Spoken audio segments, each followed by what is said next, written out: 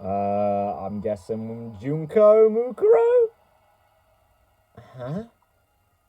Time had certainly stopped for Mukuro Ikusaba. It was as if everything around her had frozen perfectly still. In the past, she was known as the ultimate soldier. She'd experienced this feeling before, during her time with the mercenary group Fenrir.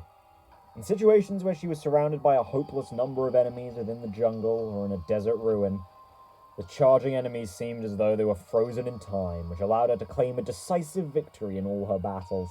You know, oh, excuse me. Like a.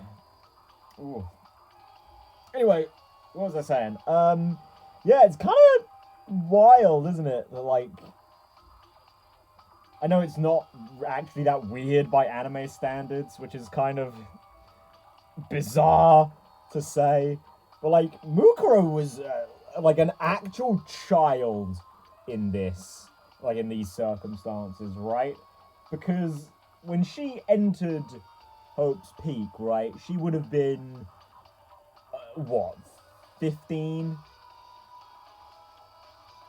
Which means that she was out doing this in her early teens. Like, holy shit. I mean, it's not as if teenagers didn't ever take to the battlefield in, like, well, sure, medieval times, but modern? I mean, yes, sadly, there are, like, child soldiers and shit, but they're not very successful, I think is, you know, the main tragedy there, if you know what I mean. But this wasn't a battlefield, so why did this familiar sensation activate once again? In order to understand what had happened, Mukuro slowly tried to assess the current situation from within this frozen world. Junko and Mukuro are both children of despair. But Junko Onishima, the true ultimate despair, harbors a far deeper darkness within her. Though their last names are different, Mukuro is Junko's older sister, connected by the bonds of blood. She had cooperated with Junko's hopeless plan and impersonated her under the pretense of participating in the killing game alongside her classmates. According to the plan, Mukuro was supposed to oppose Monokuma, who her sister was controlling, and be locked in a dungeon as punishment. Isolated from the others, she would then escape the dungeon and perform various acts intended to deprive the students of hope. That was the role she had been assigned. That's actually quite interesting. We didn't ever find this out, did we? That Mukuro was actually supposed to do something? But, well, she wasn't supposed to. Junko, just axed her off and told her that that's what she was going to do. So I guess it was a bit of a Celeste Hifumi situation. Makoto succumbed to his headache. Junko ordered her to see if the shock had caused him to remember anything that could make him a liability. He woke up as she was tending to him, so she made small talk with him, but she didn't notice any change in his behavior. Until this point, she was certain that there shouldn't be any problems. Nothing could possibly go wrong. She stomped on Monokuma like her sister had ordered her to do, and flawlessly spoke the lines she was taught to memorize. Afterwards, she would fall through a trapdoor into the dungeon and remain isolated from the other students. That was her role. She hadn't done anything wrong. There were no problems. There were no problems. She repeated that to herself over and over like a silent prayer. But in that frozen moment in time, what she saw was not a trapdoor, but countless spears. One of them had skewered Makoto through his side. Oh, shit. Oh, no. Oh, God damn it, Mukuro. Oh, you don't have a voice. And I can't do your inner monologue as... Oh, my God. This voice. I don't know. She seems like the type of person who would have the Pecco voice, right? Right? And I'm not using that for anyone else in this game, am I? Kyoko is it's a deeper female voice, but I mean, the Kyoko voice is essentially just my voice. Like, really, that's pretty much all it is, just a little bit quieter. But, yeah, so, yeah, sure, we can do the Pecco voice. Why? Makoto? Why are there spears? Gungnir? I would have died if I hadn't moved. Did Junko mess up the plan? No, Junko would never mess up. Was she trying to kill me? Me? Makoto saved me? Why? Why did he say my name? Did his memories come back? Did I not realize that? Did I make a mistake? Is that why Junko got angry? Is this punishment? Is it my fault? Junko tried to kill me. Kill me. Kill me. Kill me. Slowly, time came back to her world. Mukuro could feel her face turning pale as she slowly looked towards Makoto. The students' screams rang throughout the gym. Sayaka was probably the first one to scream. But who screamed first didn't matter to Mukuro. Makoto. Why? Makoto was the ultimate lucky student. He'd been her classmate for the past 2 years, and now he was a sacrifice to despair. Not long ago, he had given her an answer of sorts during their conversation in the nurse's office. He was just a pawn in the plan her sister had devised. But now, a feeling of doubt began forming in Mukuro's mind. What did I want from Makoto? As her heart churned restlessly, she continued to think. In return, I promise that if I do decide to kill someone, it won't be you. Was I impersonating Junko then? Or did I really mean that? When did I start feeling this doubt? Just now, the moment he saved me?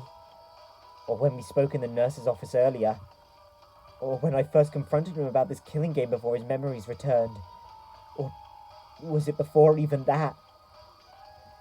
Yeah, no, I've had my suspicions that it was before even that. Or at least, again, as I said earlier, like, that she just wasn't as into it as Junko was.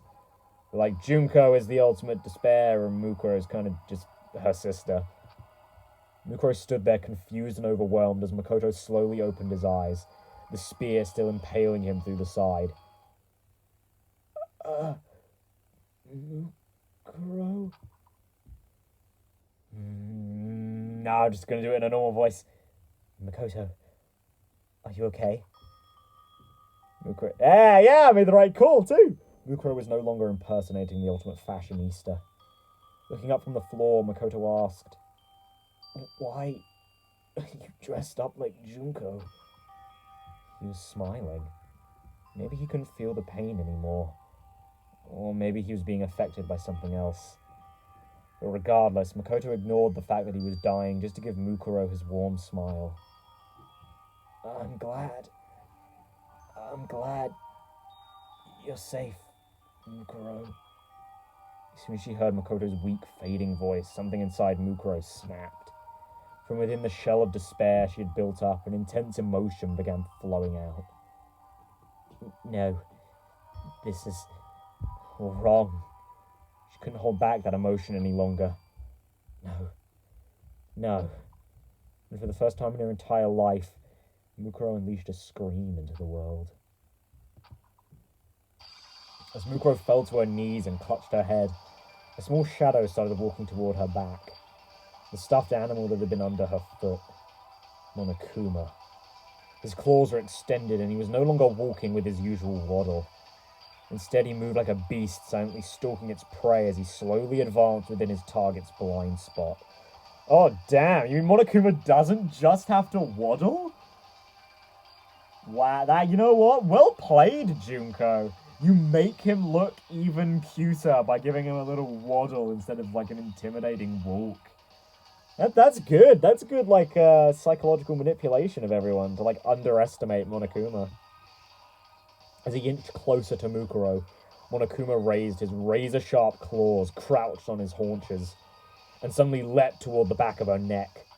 However, just before those claws could reach the paralyzed Mukuro, a dark shadow moved in from the side and swatted those claws away with one blow.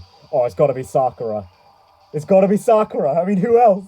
His lunge deflected, Monokuma was sent flying through the air, spinning wildly before crashing into the wall. Okay, yeah, it is Sakura. Damn you. What are you trying to do? Sakura Ogami, the ultimate martial artist, had just prevented another tragedy. She stood before Monokuma and addressed him in a loud, booming voice. Not only did you attempt to kill Mukuro for violating school regulations, you even attacked Makoto, who had nothing to do with this. If you plan to continue acting in such a savage manner, there is no reason for us to play along with your game. Byakuya Togami, the ultimate affluent progeny, smirked condescendingly at Sakura. Was he the one who just said that? Okay, no, it wasn't. Fool. One can say you've now violated school regulations with your senseless actions.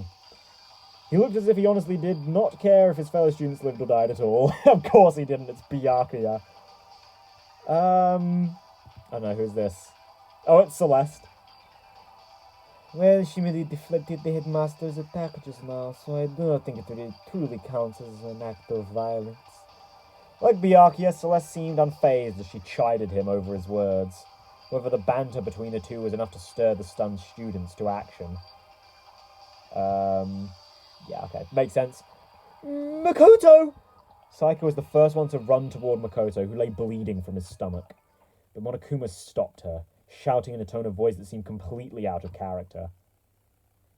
Be careful. Don't get too close to those two. Huh?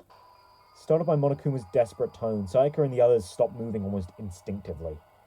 The students looked around at each other. Instead of his usual playful gait, Monokuma walked towards them with deliberate, methodical steps. And then he suddenly blurted out something that took everyone, including Mukuro Ikusaba, by surprise. I'm sure you're probably confused by this sudden turn of events, but I want you guys to work together. As Mukuro slowly turned her head towards Monokuma, he pointed at her and yelled, Mukuro Ikusaba and her accomplice, Makoto Naegi, are the terrorists responsible for locking you all inside the academy. Once again, time stopped for Mukuro. Jesus, alright, Junko. Back off! Playing this Chapter 4 card in Chapter 1, alright. But this time, she wasn't the only one affected. Everyone seemed to be frozen in shock. But hey, I mean, it's a good way to, start the suspicion off, I guess. Although, I don't think anyone's really inclined to believe Monokuma yet. After a few seconds of silence, Aoi Asahina, the ultimate swimming pro, spoke first. Huh? You're kidding, right? I mean, Makoto is a terrorist? That's impossible! And who's Mukuro anyway? I mean, that's Junko! Monokuma began slowly explaining to Aoi. Oh god, that's really weird to not see it be Hina. The real Junko must be imprisoned somewhere in this school. Worst case scenario, she might be killed. Mukuro must have researched which one of you would be easiest for her to impersonate, and hid among you all by pretending to be her. I mean, realistically, I think Kyoko would probably be the one she could disguise herself as best. Of course, well, or maybe Celeste. I just slapped the drills on, but I don't know if Mukuro would really be into that sort of fashion. I imagine her wearing something like Kyoko's outfit a lot more. She was probably trying to make sure the killing game went smoothly. Suddenly, Monokuma's hands and feet began jerking in an awkward motion as he looked at the other students and introduced himself. I'm Bashiki Madurai, the ultimate hacker. If you're upper class... I'm your upperclassman. I'm your upperclassman. I hacked into the academy from the outside, and I was finally able to take control of Monokuma's body just a little while ago. Is Bashiki Madurai someone from Zero? Is that what it means? I mean, I can't imagine this is real, right? I imagine it's just Junko trying to put on a bit of a show. I'll just stick with Hina. Take control? From who? From the head of the terrorist organization that's controlling the robot from the outside. What? What are you saying, Junko? Mukuro trembled as she heard the words coming out of Monokuma's mouth. For a brief moment, she clung to the hope that her sister wasn't trying to kill her, but as soon as that hope was born, it was immediately consumed by despair. Junko had the power to transform hope into despair. She would never let anyone hack her that easily. Yeah, I mean, hack her shit, cough cough alter ego, but I probably wouldn't hack Monokuma. Anyway, sorry, I'm definitely going to need a couple of drinks during this, session. Like, oh my god. Light novels, man, they're even more strenuous on the throat than the visual novel part of the game.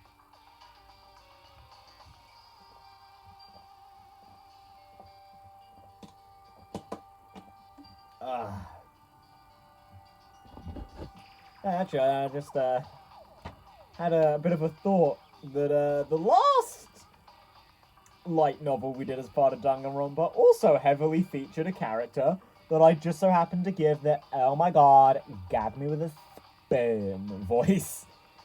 Sorry, canon. There's only one explanation. Junko Enoshima was pretending to be someone named Bashiki in order to frame Mukuro and Makoto. It was as though Junko was using Mukuro's survival as a branching path to lead the students to a different despair. Which is, yeah, admittedly pretty smart on Junko's part.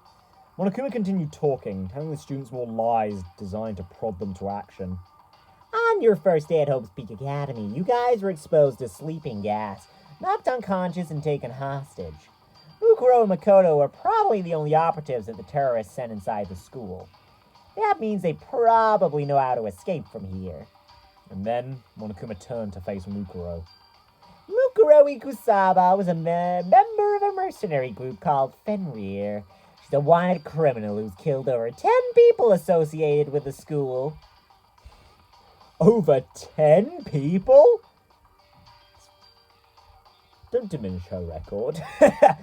So don't get soft and think you can capture her alive.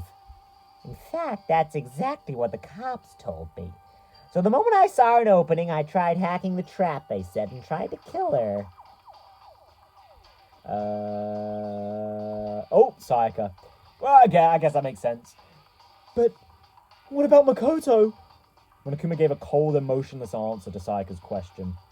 My guess is that a measly little ultimate lucky student didn't stand a chance of defying a group like Fenrir. He was probably threatened and forced to cooperate before he entered the school. Or, judging from his earlier actions, maybe Mukuro seduced him. Yeah, I totally look at Mukuro and think seduction. I mean, she's cute. I like Mukuro. I think she's pretty cute, but seduction? Sayaka's face went pale when she heard that answer, and she immediately stopped talking. Oh shit, she's making moves on my mans. Mukuro raised her head and shouted, You're wrong. Makoto isn't a terrorist. You all have to believe me. The whole gym fell silent. And then, as if he was speaking for everyone there, Taka stepped forward and nervously asked, Hold on. What do you mean Makoto isn't a terrorist? It sounds like you're saying that there's no doubt that you, in fact, are a terrorist. I ask that you correct yourself at once and say we are not terrorists. Aw, Taka, that's... Aw, that, you know, obviously it's a complete coincidence, I think, but, like, considering that anthology story that those two had together, it's kind of sweet that he's... I mean, sweet that he has faith in her specifically, but it's sweet that Taka has faith in everyone to the extent that he doesn't believe any of them would be, you know, bad people. That's... Oh, Taka, I love him! Oh, my one true man. Celeste began expressing her own doubts as well. It is strange. Does it not seem odd that she is so protective of someone we all just met a few days ago? Mukuro stood in silence. The other students' faces began to fill with suspicion and doubt as they realized they weren't looking at the real Junko Enoshima. Byakuya pushed up his glasses and began coldly pointing out what seemed out of place to him. I heard that fool Makoto, whatever his name is, call you Mukuro instead of Junko. How would Makoto know that your name is really Mukuro if he just met you not that long ago? I've also heard of Fenrir, continued Byakuya. Yeah, he has. He's the one who brought it up first for us. As I recall, its members have a tattoo somewhere on their body. Instinctively, Byakuya's words put Mukuro into a calm state of mind. In hostile situations, her defensive reflexes as the ultimate soldier were often manifested themselves. Mukuro's tattoo was on the back of her right hand. She wondered how she could hide this from the other students without also calling attention to it. But in the end, this concern was in vain. If the police's records are true, she should have a tattoo on the back of her right hand. Oh, that's Monokuma. Actually, that makes sense, because we didn't know where it was specifically when we were with Byakuya, so that makes sense. If the police records are true, she should have a tattoo on the back of her right hand. As Monokuma freely divulged that information. All right! Cried Taka, his voice filled with enthusiasm. Show us the back of your right hand and prove your innocence! Monokuma dispensed another unnecessary remark. Make sure you look real close. She might have covered it up with foundation. Junko had ordered Mukuro to hide her tattoo with foundation, so Monokuma's information was entirely true. There was nothing Mukuro could do except stay quiet. However, she wasn't staying quiet because her identity was about to be exposed. She was struck by the realization that her sister was completely serious about pinning this on her. Yeah, I mean, I'm not really surprised. Aside from the fact that Junko is a psychopath, she was already willing to kill Mukuro. Pinning some shit on her, probably less bad, all things considered. Why the hesitation? Shouted the foolishly honest Taka. As my classmate, I have complete faith in you! From behind him, Hifumi Yamada, the ultimate fanfic creator, murmured to himself as cold sweat ran down his cheeks. Well, look at that. I guess this is what they call a checkmate. Mondo? Why don't you just... No, that's not Mondo. There we go. Why don't you just fess up already, you fucking bastard? In contrast to Hifumi, Mondo Awada, the ultimate biker gang leader, was royally pissed. However, there were some students who were busy questioning Monokuma instead of Mukuro. Oh man, Leon, fuck! What was his voice? He was in the last one too! Yeah, it's kind of like Hero, man, but I guess more like this, dude. Yeah, man, alright, we'll go like this. Because Hero's a bit more like this, dude. So Leon's is a bit more like this. Yeah, alright. Hey, you're not coming to save us? Shouted Leon Kuwata. Isn't it Kuwata? The ultimate baseball star. God damn it, Danganronpa 2. You're still getting your typos, even in the light novel. You should hurry up and charge in here already, man. Yeah, let's try that again. You should hurry up and charge in here already. When Akuma looked at Leon and shook his head softly. The police can't help you right now. Not only are you guys hostages, it's possible that the entire school has been rigged with explosives and poisonous gas. I hacked into this Monokuma robot to investigate that for myself. Then what about everyone on that DVD? What about everyone outside the school? Asked Sayaka. The memory of the DVD she was forced to watch yesterday still weighed heavily on her mind, but Monokuma didn't have a clear answer. I don't know anything about any DVDs, but there are definitely terrorists causing havoc out here. Law enforcement around the world is in shambles trying to deal with this. That's impossible. So, yeah, I caught it right. Sayaka shuddered and collapsed to her knees. Oh, it's Chihiro. Sayaka. Oh, that's not quite right. Chihiro Fujisaki. There we go. Sayaka. Next to her, Chihiro Fujisaki, the ultimate programmer, was unsure about what she should do. Behind her, two other girls stood silently. The first was Toko Fukawa, the ultimate writing prodigy. She seemed to be trying very hard not to look at Makoto as he lay bleeding. Yeah. Don't unleash Genocide Jack.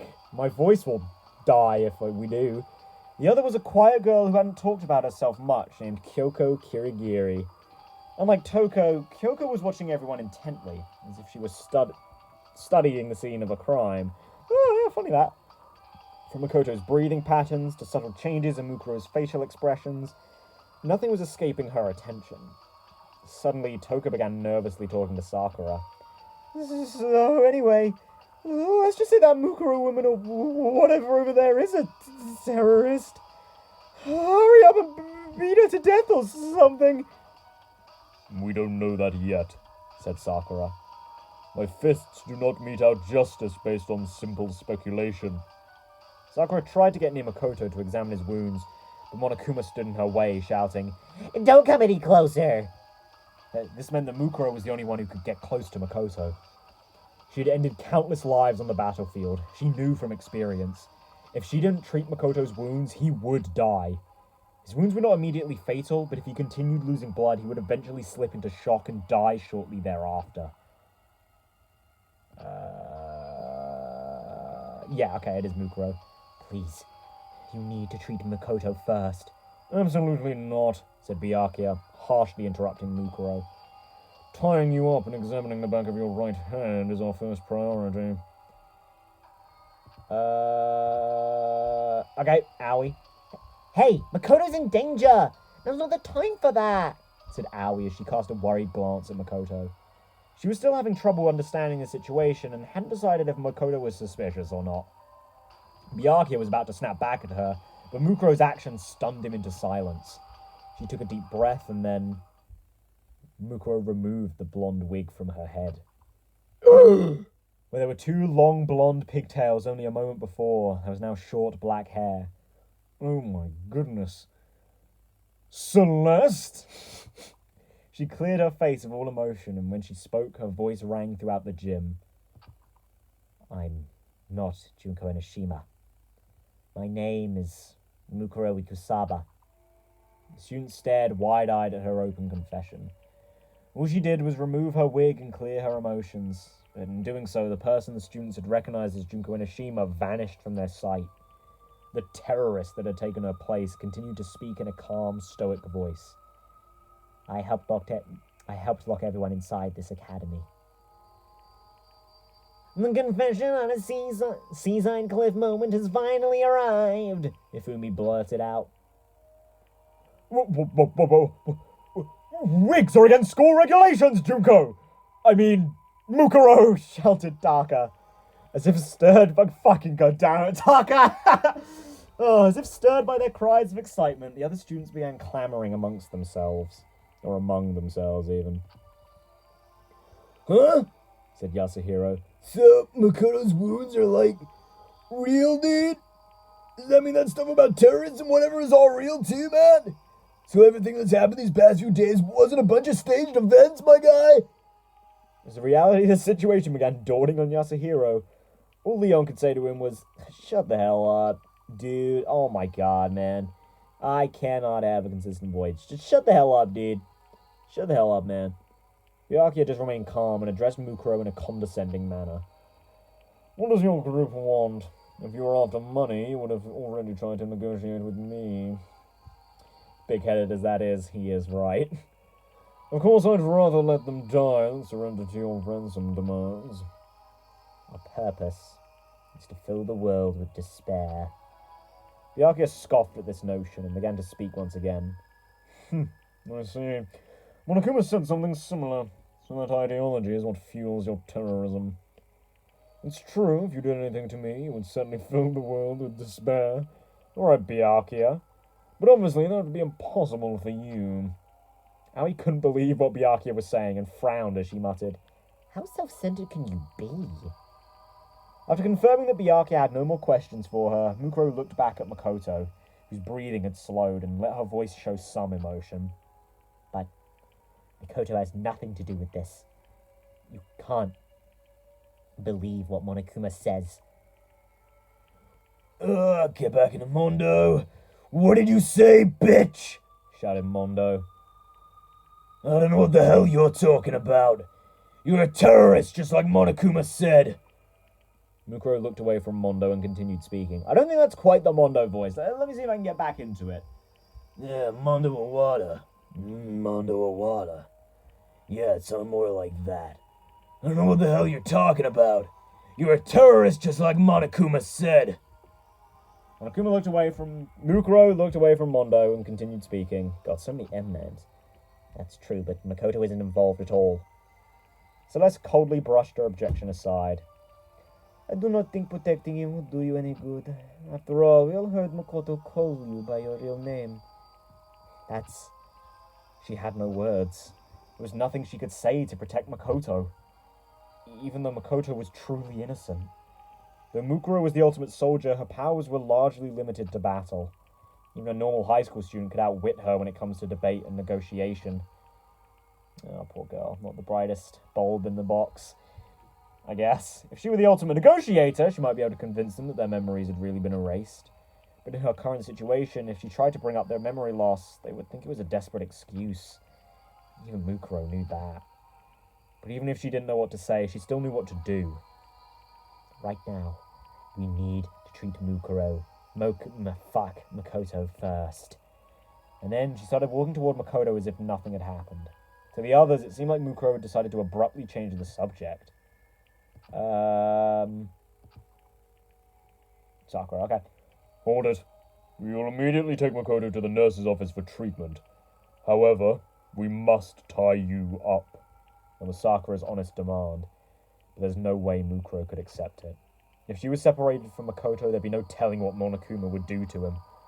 And between Mondo's hot temper and Byakuya's cold heart, Makoto could easily sustain further injuries under the pretense of interrogation.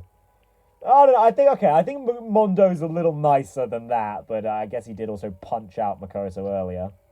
Furthermore, among these students, Mukuro knew she was the only one who had any experience treating wounds due to her time with Fenrir. After mulling that over, she narrowed her eyes and went silent. Her mind was made up. She was determined to fight her way out of here and escape with Makoto. I apologize, but I need you to fall asleep right now. Oh, maybe that... Oh. I apologize, but I need you to fall asleep right now. As she said that, Sakura instantly positioned herself behind Mukuro. She was completely within her blind spot. To a normal person, it would have seemed like Sakura had suddenly vanished. After moving faster than any human being could see, Sakura's equally fast hands launched a blow toward the back of Mukuro's neck. However... Sorry, Sakura, but I need to get out of here. Mukuro parried Sakura's fist with a spinning roundhouse kick. Sakura raised an eyebrow at the unexpected counterattack. Mukuro tried to use the momentum of her kick to sweep Sakura's feet out from under her. However, Sakura dodged and instinctively struck back against Mukuro's pivot leg. But Mukuro was faster and jumped up, aiming a tornado kick at Sakura's chin. Sakura deflected the attack with one arm, then both combatants leapt backwards, glared and charged simultaneously. Every blow they dealt was parried and countered by the other, and though they were both unarmed, the sound of their battle echoed throughout the gym. It was like a typhoon had been compressed to the size of a car and set loose inside the gym. The other students were powerless to stop them. All they could do was stare at the breathtaking dance of death unfolding before them. Jesus Christ! Danganronpa, when did you turn into an action game? I would love to see this, though, a fight between Mukuro and Sakura. Oh! I guess it'd be like a Kane Nekomaru, but Danganronpa 1 version, but still, love to see it. After 10 minutes had passed, the enormous sound of one final impact rang throughout the gym. The two warriors leapt back once again and breathed heavily as they stared each other down. My mistake. Well, it's only been a few days. I cannot believe I did not notice such an impressive fighter was hiding among us. In addition to the surprise Sakura felt, it was as if the battle had left her energized. Mukuro, on the other hand, looked down at her arm, confirmed it had been wounded during the battle, and thought to herself, she's strong. I don't think Sakura is even taking this seriously right now. Despite being constantly surrounded by firearms, blades, traps, and explosives during her time with Fenrir, this was the first time she had ever been wounded. Oh yeah, actually they made a note of that, didn't they, in Danganronpa 1. Never been wounded, but I guess when you're fighting the ultimate martial artist, it's gonna happen. Mukuro was powerless before the might of the woman known as the ultimate martial artist, and the strongest woman in the world. Just as I thought, I can't beat Sakura with my bare hands alone. If she had been directly ordered to kill Sakura, Mukuro would have opted to either snipe her from a distance or poison her. Oh, too soon! At this close range, she would need an assault rifle just to stand a fighting chance. I don't have time for this. She looked at Makoto and confirmed that his breathing had grown even shallower. I need to hurry. But at that moment, she had no one to turn to for help. Suddenly, Mukuro had an idea. It was true that gaining an ally in this situation was impossible. However, she could still turn one person into her enemy's enemy.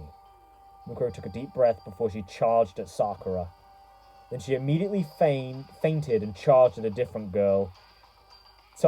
Oh no! She is going to pull out Genocide Jack, isn't she? Toko had been cowering in fear from the battle between Sakura and Mukuro in the corner of the gym. This is bad. Sakura was caught off guard and tried to run after her, but Mukuro was one step ahead and reached Toko first. Huh? Why me? I'm sorry. Wait. Hold on. Mukuro jabbed... Oh.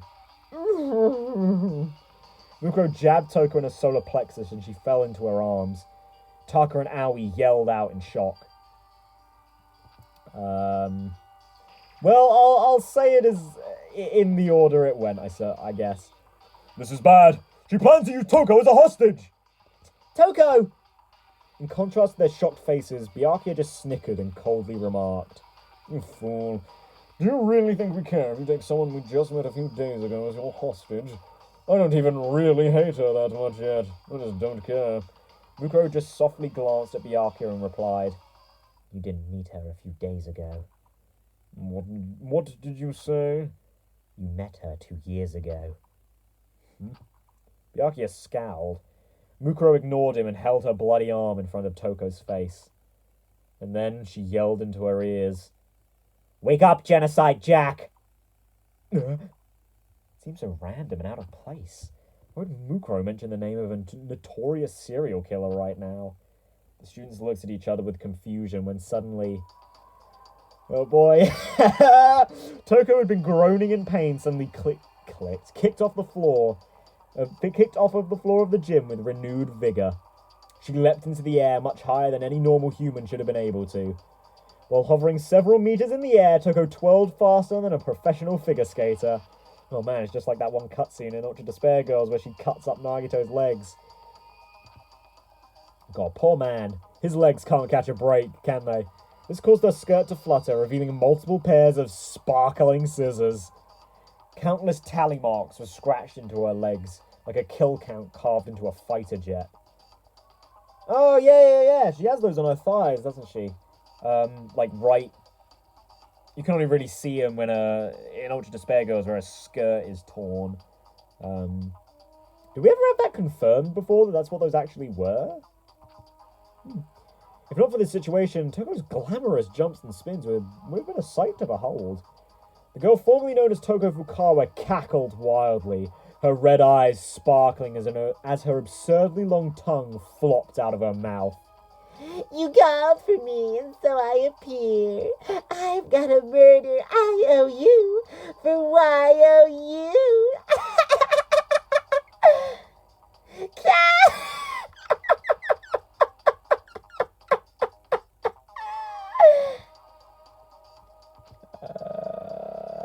Sayaka? Toko? That's not really Sayaka.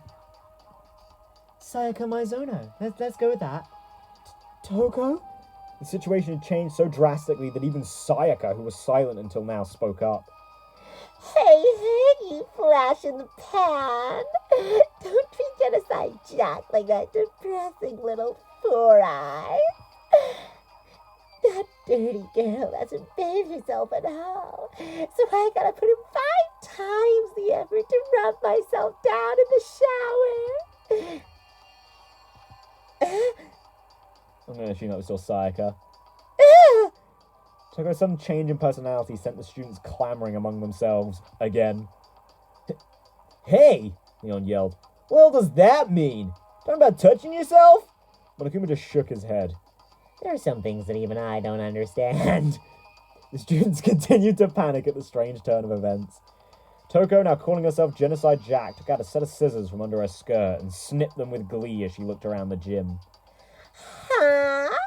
Man, it's been a while since I got to stretch my legs. So what were you guys gonna do here at the gym while I was snoring away? Snoozing even. Have an orgy? Nice. I understand. I totally understand. You guys need me to cut up your clothes so you can feel even naughtier. Yeah, right. Why the hell would I do that for you, dumbasses? My scissors are only meant for cutting the supple, tender flesh of adorable boys. Genocide Jack was causing a ruckus, but when she saw Makoto lying on the ground, she tilted her head once again. Huh? Big Mac, you're like totally about to die. What's the deal? Did the world fill you with so much despair and you all came here to commit mass suicide? That's so hot! Why are you starting without me? Oh my god, that's so hot. God damn it. What the fuck? Oh. Toko, get a hold of yourself. Oh, shit. Toko, cried Owie. Get a hold of yourself. Genocide Jack ignored Owie and let her emotions run unchecked, jumping and dancing with excitement as she held her scissors. Oh, jeez. I wanted to stab Big Mac's side myself. The spot right here where the ribs are kind of showing already. Oh, well, I guess that's a bit of a compliment. You're a cute boy, Makoto. You're a cute boy. Yeah, no one doubted that. No one doubted that Coco was cute. He's an adorable little boy. Just want to pinch his cheeks. He's not even screaming right now, though. What does that mean? Oh, well, maybe I can just get used to this feeling of alienation instead.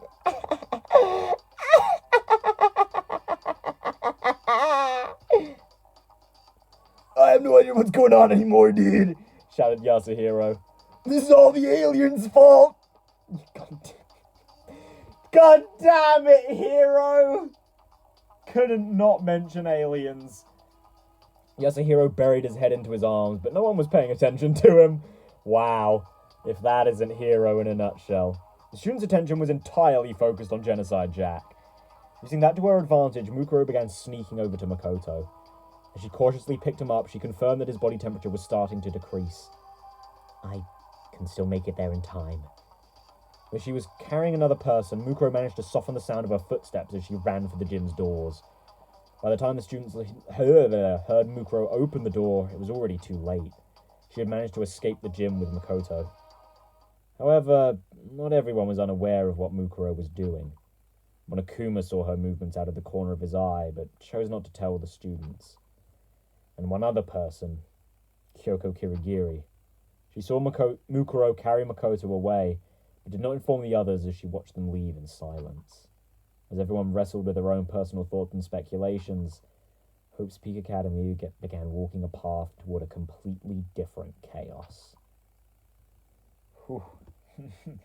God, they really know how to end their little scenes there, don't they? Completely different chaos. Ooh.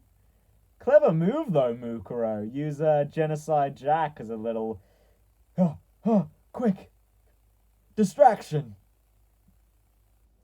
But God, imagine in Trigger Happy Havoc if we actually had all these fucking plot twists dumped on us right at the beginning of Chapter 1. Like, holy hell.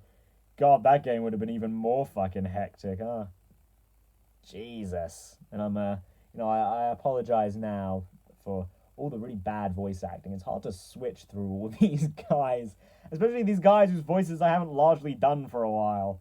And I say that despite the fact that, Hina and Mukuro are voices that I have done recently for, I guess technically Ibuki and Peko.